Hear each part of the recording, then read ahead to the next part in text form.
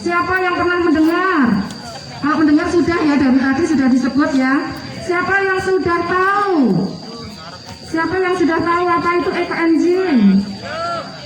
Belum ya? Oke, kalau belum nanti kalian setelah dari sini ini nanti akan tahu. Nah, ekoenzim itu seperti apa? Ini cairan seperti ini. Ya, jadi ini nanti kita akan membuat cairan seperti ini. Kelihatannya enak ya, diminum seger ya. Tetapi yang harus kalian tahu bahwa ekoenzim ini tidak boleh diminum. Oke, jadi ini bukan untuk diminum, tetapi ini sangat banyak sekali manfaatnya. Ekoenzim itu tadi sudah saya katakan bahwa itu adalah cairan yang difermentasi dari sisa buah dan sayur, ditambah dengan gula, tadi sudah diberikan gula, atau molase yang berupa cairan ini, difermentasi selama 3 bulan. Wow, lama banget. Tapi pembuatannya cepat, hanya kita menunggunya saja yang lama. Ekoenzim ini awal mulanya diteliti oleh seorang dokter dari Thailand yang bernama Dr. Rosukan Pompanfong. Ya, jadi beliau adalah seorang pendiri dari komunitas petani organik di Thailand. Dia meneliti membuat ekoenzim ini kurang lebih selama 30 tahun. Alhamdulillah dari sumbangsih beliau akhirnya kita bisa merasakan manfaat ekoenzim di sini. Nah, ekoenzim ini disebarluaskan oleh Dr. Juan dari Malaysia. Makanya dengan cara mengolah sampah organik salah satunya ini nanti kita bisa memberikan sumbangsih kita untuk melestarikan bumi. Jadi kita hari ini adalah akan mengolah sampah organik, sampah yang bisa membusuk. Untuk membuat ekoenzim yang harus diingat adalah perbandingan bahan yang kita pakai. Perbandingannya adalah 1, 3, 10. 1 itu adalah untuk gulanya, 1 bagian gula, 3 bagian bahan organik dari kulit buah dan sayuran tadi, 10 bagian air. Nah, walaupun 1, 3, 10 bukan berarti semuanya sama. Kita juga harus melihat kapasitas wadah. Untuk membuat ekoenzim tidak boleh bahan yang sudah busuk. Ya. Jadi yang kita olah adalah sisa-sisa sampah yang masih segar. Dan tidak boleh yang keras. Kayu-kayu, daun kering itu tidak boleh. Ya, jadi itu. Kemudian wadah yang dipakai. Wadah yang dipakai itu disarankan adalah plastik yang bermulut lebar. Kalau wadahnya kaca, dikhawatirkan nanti bisa pecah. Kenapa?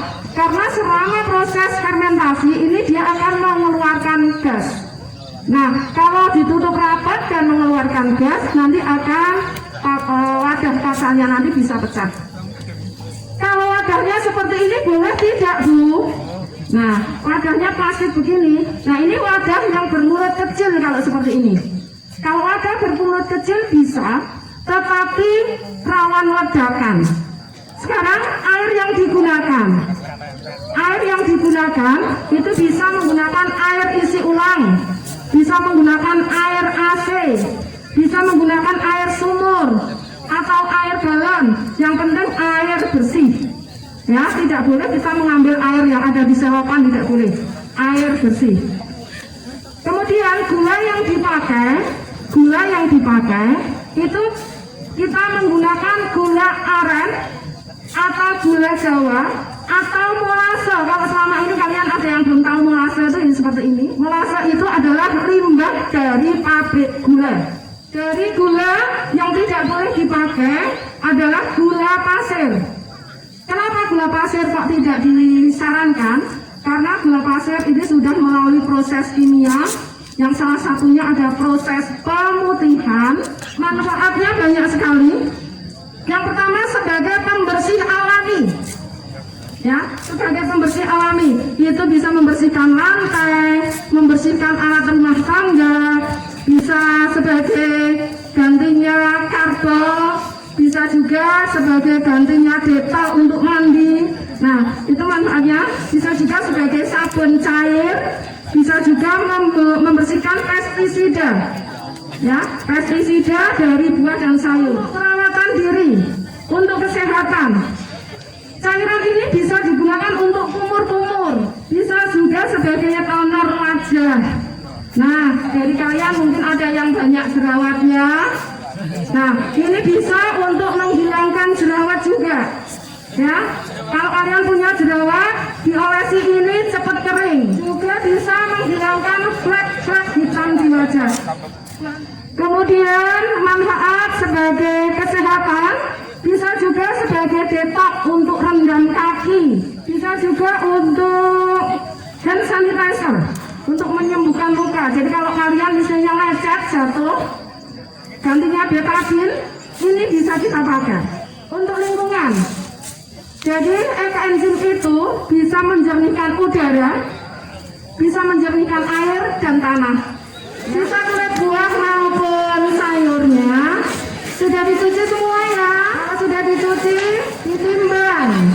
Ditimbangnya adalah 3 bagian dari perbandingan tadi.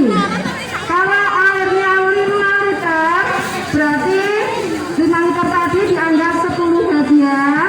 Berarti bahan organiknya 3 bagian. 3 bagian dari 5 liter atau 5 kilo tadi adalah 1,5 kilo. Jadi ditimbang, timbangnya ini 1,5 kilo. Sisa buah atau kulit-kulit buah tadi yang masih besar, boleh dipotong-potong. Gulanya disisir. Tujuannya adalah untuk mempercepat proses tercampur dengan air. Nah, gulanya tadi adalah 1 bagian, berarti 500 gram atau setengah kilo. Kemudian ditiriskan, jangan sampai ada air yang masuk. Gulanya dimasukkan ke dalam air. Kita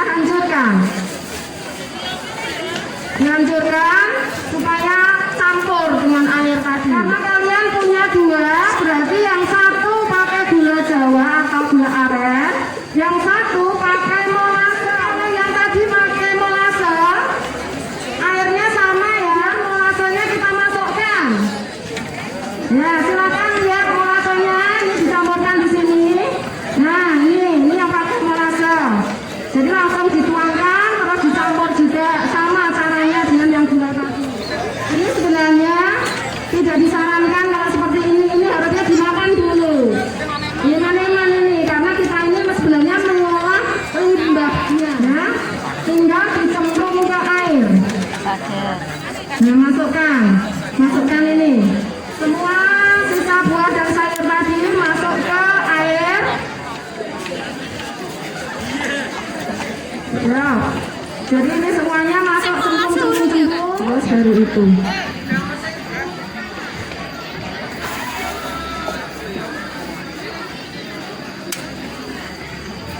Oke, ini ya, saya tunggu. Setelah ini nanti ditutup. Setelah semua buah masuk, kita tutup rapat. Nah, ditutup rapat karena ini proses fermentasinya adalah anaerob yang tidak boleh ada oksigen masuk, maka harus ditutup rapat. Caranya supaya rapat bagaimana?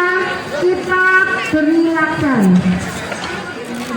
Antara tutup dan ininya supaya rapat. Nah, supaya rapat, tidak ada udara yang masuk.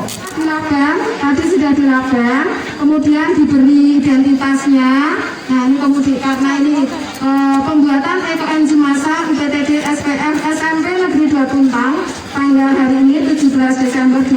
2021.